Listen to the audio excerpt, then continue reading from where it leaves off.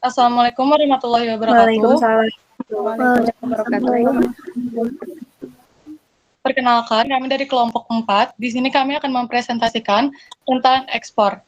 Disusun oleh saya sendiri, Trijayan Trisya, Sarah Nurazati, Siti Salbiah, Nadira Tusalima, dan Salsa Syabila. Untuk slide pertama, yaitu kita akan membahas tentang pengertian ekspor.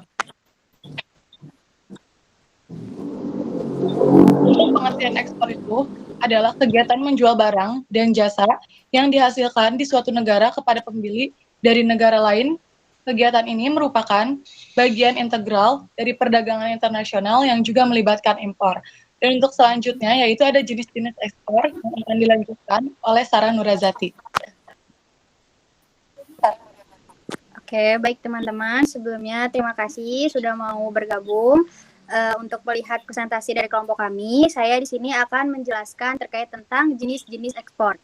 Jika melihat dari caranya, ekspor dibagi menjadi dua jenis, yaitu ada ekspor langsung dan ekspor tidak langsung.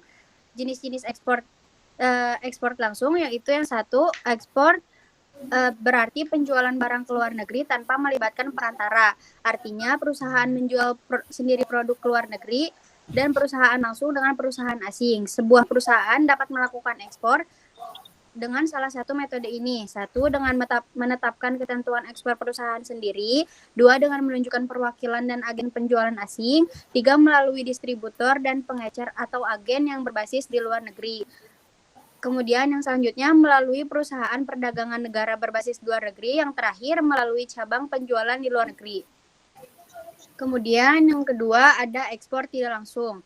Ekspor tidak langsung berarti penjualan barang ke luar negeri melalui perantara. Ini melibatkan bantuan perantara penjualan yang bertanggung jawab mengirimkan produk ke luar negeri. Beberapa jenis perantara ekspor tidak langsung adalah sebagai berikut. Satu, agen komisi. Yang kedua, perdagangan ekspor berbasis domestik atau perusahaan perdagangan ekspor.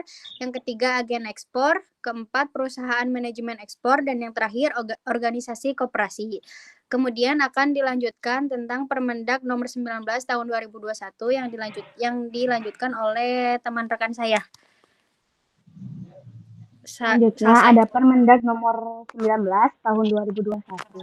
Direktur Jenderal atas nama Menteri menerbitkan perizinan berusaha di bidang ekspor melalui sistem INATRADE yang diteruskan ke SINSW dengan menggunakan tanda tangan elektronik dan mencantumkan kode QR.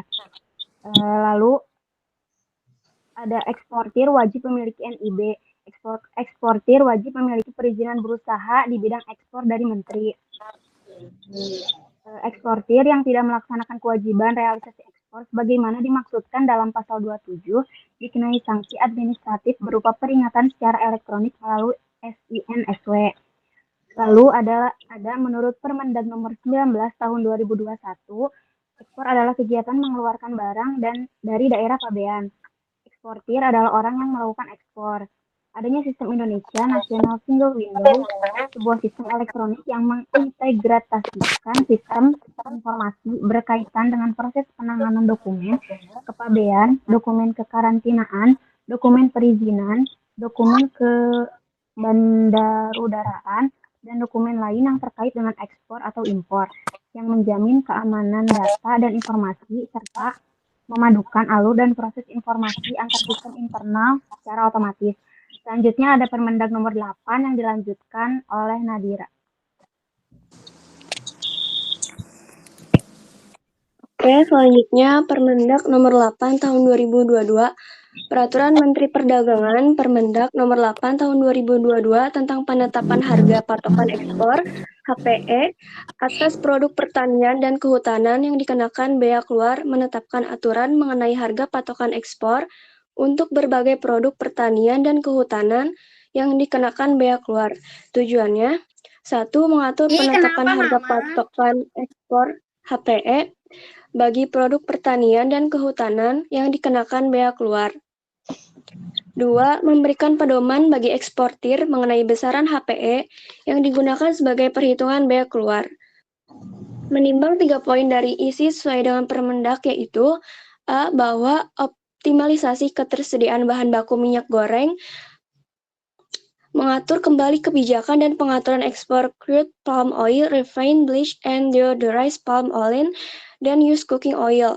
B. Bahwa kebijakan dan pengaturan ekspor crude palm oil, refined bleach, and deodorized palm oil, dan used cooking oil sebagaimana diatur dalam Peraturan Menteri Perdagangan Nomor 19 Tahun 2021 tentang kebijakan dan pengaturan ekspor sebagaimana telah diubah dengan Peraturan Menteri Perdagangan Nomor 2 Tahun 2022 tentang perubahan atas Peraturan Menteri Perdagangan Nomor 19 Tahun 2021 tentang kebijakan dan pengaturan ekspor belum mengatur ekspor produk turunan crude palm oil sehingga perlu dilakukan perubahan. C. Bahwa berdasarkan pertimbangan sebagaimana dimaksud dalam huruf A dan huruf B, perlu menetapkan Peraturan Menteri Perdagangan tentang perubahan kedua atas Peraturan Menteri Perdagangan Nomor 19 Tahun 2021 tentang kebijakan dan pengaturan ekspor.